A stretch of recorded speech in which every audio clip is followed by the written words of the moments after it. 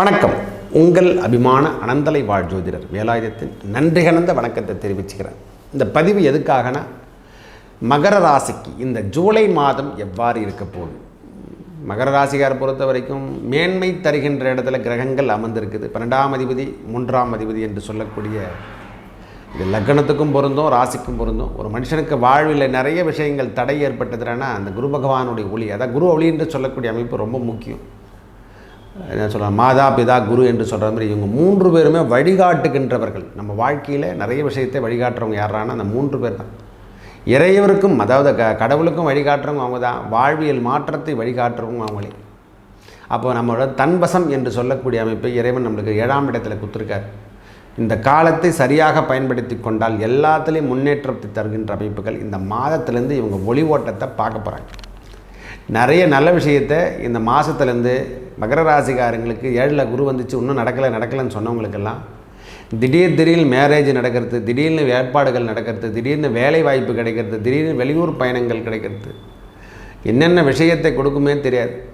6ஆம் தேதி வரைக்கும் என்னென்ன விஷயத்தை கிரகங்களுடைய மாற்றங்கள் நேர விதமாக இருக்கும். அதுவும் இல்லாமல் 6ஆம் நேரத்திலிருந்து 7ஆம் தேதிக்கு சுக்கிர பகவான் குருவோட 7ஆம் இடத்துல சம்பந்தப்பட்ட சுக்கிர பகவான் இடம்பெயர்ந்து 8ஆம் இடத்துக்கு வருவதும் அங்கே கேதுவோடு சம்மந்தப்படுகின்ற நேரம். அந்த 10ஆம் தேதி வரைக்கும் கொஞ்சம் மனம் சஞ்சலப்படும், வெளியூர் போகிற மாதிரி ஒரு சூழ்நிலையெல்லாம் காணப்படுற மாதிரி ஒரு சூழ்நிலையெல்லாம் இருக்கும். அதுவும் இல்லாமல் சூரிய பகவான் 17ஆம் தேதிக்கு அப்புறம் இது வரைக்கும் 6ஆம் இடத்துல இருந்தார். அவர் இடம்பெயர்ந்து 7ஆம் இடத்துக்கு வந்த பிறகு தான் இந்த குருவோட ஒளி என்னன்னு முதல் தெரியும்.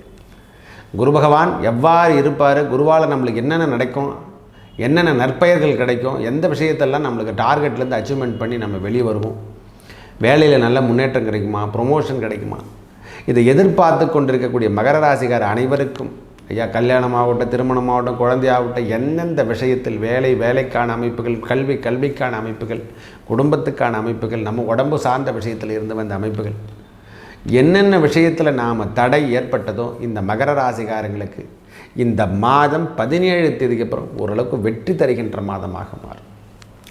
நல்ல விஷயம்லாம் நம்மளுக்கு கொடுக்க போதுங்க. நாம் அது தெரிஞ்சு கொண்டே அரசாங்க வேலைக்காக காத்திருந்தால் கண்டிப்பாக கிடைக்கும். வெளியூர் பயணங்கள் போக போகிறோமா, ட்ராவல்ஸ் வாங்க போகிறோமா, வண்டி வாகனங்களை வாங்க போகிறோமா, புதிய முயற்சிகளில் ஈடுபட போகிறோமா, இல்லை ஆன்மீக பயணங்கள், திருமலை திருப்பதி இது மாதிரி விஷயத்துக்களை, திருமலை திருப்பதி இது மாதிரி வெங்கடாஜலபதி, திருச்செந்தூர், முருகப்பெருமானை வணங்குறது, கடலோரத்தில் இருக்கக்கூடிய ராமேஸ்வரத்தை சென்று இறைவனுடைய பாதத்தை ஆடி அமாவாசை எல்லாமே அந்த மாதிரி செட்டிங்கெல்லாம் போகிறதுக்கான அமைப்புகள், ஆன்மீக பயணங்களை செல்லுகின்ற பாதைகள், இதெல்லாம் இந்த 17 தேதிக்கு அப்புறம் சூரிய பகவானுடைய இடப்பெயர்ச்சியின் காரணமாக கிடைக்கப்போம். புதன் ஆதிக்கம் 6ஆம் இடத்திலே இருப்பதால் நேரடியாக ஏதோ ஒரு சின்னதாக நம்மளை புண்படுத்தி கொண்டுறார் போல ஒரு நோய் என்பது காத்து கொண்டிருக்குது. கம்யூனிகேஷன் என்பது கிடைக்கிறதுக்கான அமைப்புகளும் உண்டு. அவர் ஆட்சி பெற்றதால் ஒன்றும் பிரச்சனை கிடையாது. செவ்வாய் பகவான் யோகாதிபதி, அவருடைய அமைப்பு சுக்கிரனோட வீட்டில் இருக்கிறதால மங்களகாரகன் சுக்கிரனோட வீட்டில் இருக்கிற மங்கல்யம் என்று சொல்லக்கூடிய அமைப்புகள்லாம் உடனுக்குடன் கிடைக்கிறதுக்கான காலம். ஐயா திடீர் திருமணத்துக்கெல்லாம் உதயம் ஆகிடும். இந்த 6ஆம் தேதியிலேருந்தே கூட ஃபிக்ஸ் ஆகிடும். அது மாதிரி அளவுக்கெல்லாம் சூழ்நிலையெல்லாம் இருக்குது. மகர ராசிக்காரங்க வேகம் எடுக்கக்கூடிய தன்மை, இந்த ஸ்பீட்னஸ், இது மாதிரி ஸ்பீட்னஸ் எப்போ கேட்டாலும் கிடைக்காது. இந்த மாதிரி விஷயத்தை தேடினாலும் கிடைக்காது. மகர ராசிக்காரங்களுக்கு வேலைக்கான அமைப்பு, இடத்துக்கான அமைப்பு, வீடு கட்டுறதுக்கான அமைப்புகள், இது வரைக்கும் தடையாக இருந்த வீடு கட்டுறதுக்கான அமைப்பு, நம்ம பூர்வீக சொத்துக்கள் சார்ந்த விஷயத்தில் இருந்து வந்த பிரச்சனை, குடும்பம் சார்ந்த விஷயங்களாகட்டும், பிள்ளைகள் சார்ந்த விஷயம் எல்லாத்துலேயுமே ஒரு ஷார்ப்னஸோடு நம்மளுக்கு ஒரு ஒத்துழைப்பு கொடுக்கணுங்க. எனக்கு ஒரு வாய்ப்பே கிடைக்கலுங்க, அப்படியே ஓடிட்டுருக்கு வாழ்க்கை.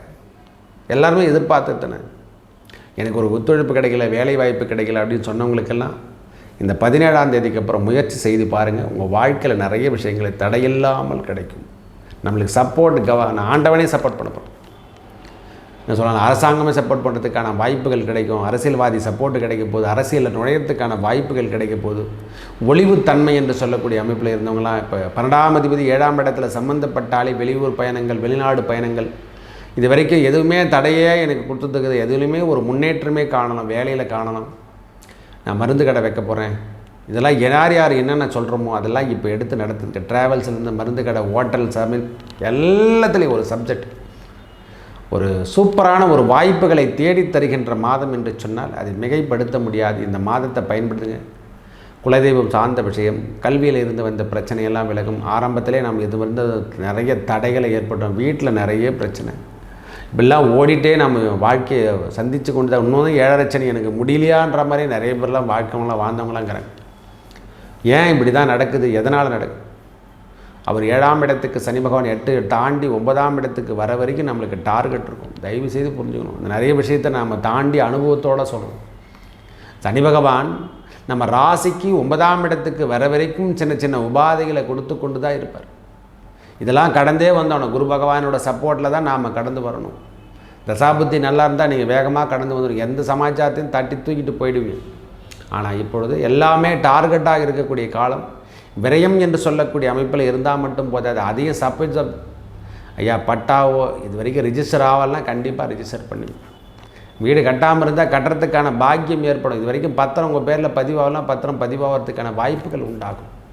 பூர்வீக சொத்தில் இருந்து வந்த பிரச்சனை விலகும். வில்லங்கத்தில் இருந்து வந்த பிரச்சனைகள் விலகப்போது. குடும்பம் சார்ந்த விஷயத்தில் இருந்து வந்த பிரச்சனையும் விலகுகின்ற காலம். ஒரு மனுஷன் என்னென்ன பிரச்சனையை சந்தித்தாங்களோ இந்த மகர ராசிக்காரங்க, இனி வரும் காலம் சுகம். இடம் மாற்றம் என்பது கண்டிப்பாக கிடைக்கும் ஐயா, தயவு செய்து புரிஞ்சுக்குங்க. இந்த மாதம் நிறைய இடப்பெயர்ச்சியெல்லாம் கிடைக்க போகுது, அப்போவே தெரிஞ்சுக்கலாம். நிறைய இடமாற்றங்கள் செய்கின்ற வாய்ப்புகள் தேடி வரப்போகுது. அப்போது நம்மளுடைய வாழ்வாதாரத்தில் இருந்து வந்த பிரச்சனை விலகும். குடும்பம் சார்ந்த விஷயத்தில் இருந்து வந்த பிரச்சனைகள், நீண்ட காலம் எதிர்பார்த்து இந்த கடன் தொகை நம்மளுக்கு வசூலாகிறதுக்கான வாய்ப்புகள் தேடி வரும்.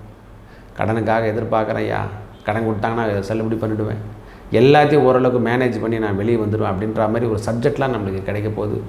குடும்பம் சார்ந்த விஷயம், வேலை சார்ந்த விஷயம், கல்வி சார்ந்த விஷயம், வேலை வாய்ப்புக்கான சார்ந்த விஷயம், உடல் அமைப்பில் இருந்து வந்த பிரச்சனை, இடமாற்றம், வேலையில் மாற்றம், இது மாதிரி விஷயங்கள் எது கிடைச்சாலும் மாற்றிக்கொள்ளுங்கள்.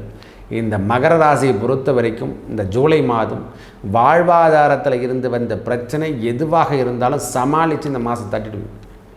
ஒரு 6 தேதிக்கு அப்புறம் ஒரு 10 தேதி வரைக்கும் பொறுமையும், யாருக்காவது கொடுக்கல் வாங்கலாக இருந்தால் கொஞ்சம் பொறுமையோடு செயல்படுங்க. அந்த விஷயத்தை தாண்டின பிறகு எல்லாத்தையும் நீங்கள் 10ஆம் தேதிக்கு அப்புறம் எந்த முயற்சி வேணால் ஈடுபடுங்க.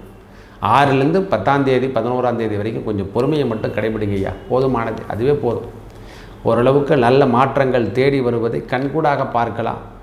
வேலைக்கான அமைப்பு உண்டு, குடும்பத்திலான அமைப்பு, இளைய சகோதரி இருந்து வந்த பிரச்சனையெல்லாம் விலகிறதுக்கான அமைப்புகள் உண்டு. நல்ல விஷயங்கள்லாம் நம்மளை தேடி வரப்போது. திடீர் திருமண வாய்ப்புகளும் குழந்தை பாக்கியம் இதெல்லாம் கிடைக்கிறதுக்கான அப்படி சொல்லிக்கினே போகலாம். இந்த மாதிரி விஷயங்கள்லாம் நம்மளுக்கு தொடர்ச்சியாகவே காணப்படும்.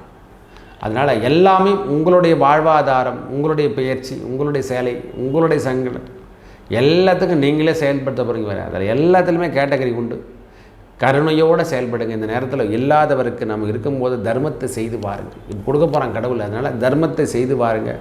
உங்களுடைய வாழ்வாதாரம் மேலும் நல்லவை அனைத்தும் வந்து சேரும். நல்லதே நடக்கும். நன்றி, வணக்கம்.